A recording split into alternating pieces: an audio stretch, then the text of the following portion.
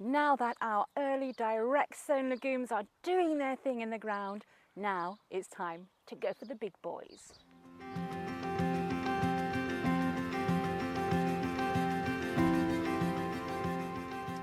Here in the UK, we have definitely hit the Easter weekend with absolutely glorious weather.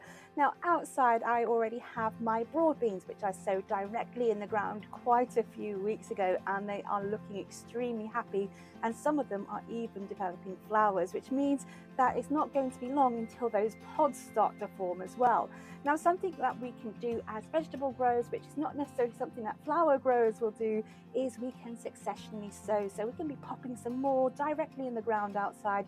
They are really hardy, so even though it's glorious today, we have to watch out that we may still get some frost, and that's where I'm going to be doing some more legumes, but in the greenhouse. Now gradually I am vacating the greenhouse of some things which can go in the polytunnel or which are hardy enough to go outside, but what I'm going to be doing is replacing those with some more, and these are my French beans. Now there are obviously your climbers, which are really tall, or you get your dwarf beans, which go to about 3 foot, but I'm going to go for the really tall ones because I've got some big plans for them this year.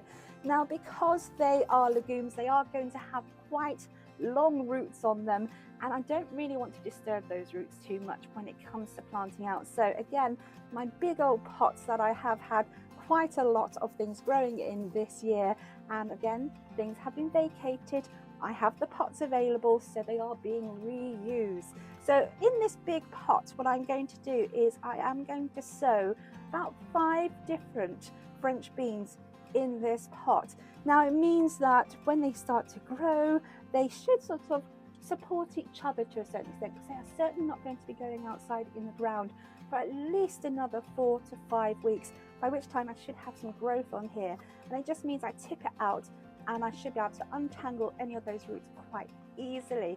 It's going to be very different when it comes to my runner beans, but let's focus on this to start off with. So in my pot, as usual, some nice peat-free compost is going to go into here, right to the top again. And then I'm going to get my French beans. Now my French beans, I have quite a few different varieties of these ones, and they are sort of my purples, my greens and my yellows. And actually you can tell the difference between them by looking at the seeds, because when we're having a look at our greens, we have these quite pale white seeds.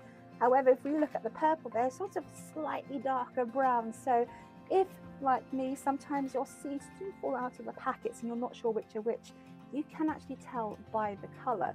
So I've got this already, I've patted it down, and I'm just going to get 5 of my beans, and I'm just going to pop them in the corners.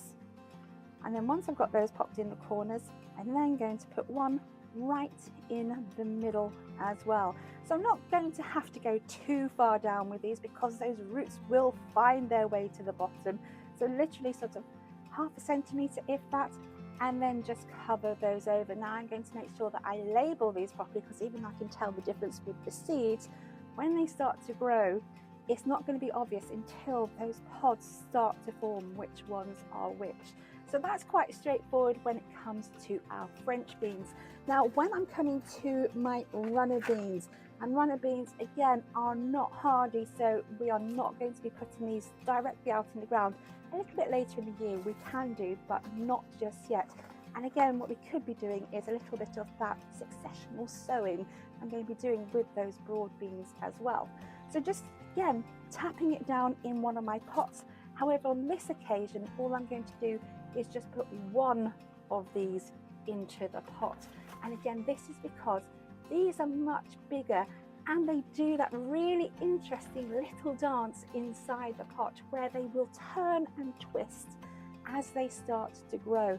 And I want to give them enough space to do that. So cover it over and then make sure that it just stays in this unheated greenhouse. I don't need to have a propagator lid on these, because actually it's quite warm enough in here, and even though some of our nighttime temperatures can still be dipping down, they will be really safe. What they won't be safe from are sort of slugs and snails. Now when it comes to being outside in the ground, again, things like our broad beans can succumb to black fly. Now, there's a few things you can do with those. Obviously, pinching up the tops is one thing, but making sure you've got some companion plantings such as my marigolds or my nasturtiums, which are already growing, and some of them are already outside, will also help to deter those bugs, which are going to be quite determined to wreck our harvest. So until then, as I say, there's some big plans. I have got my arches ready for my French beans. But there is also something a little bit different this year, and you're going to have to wait until the end of May to see what that is.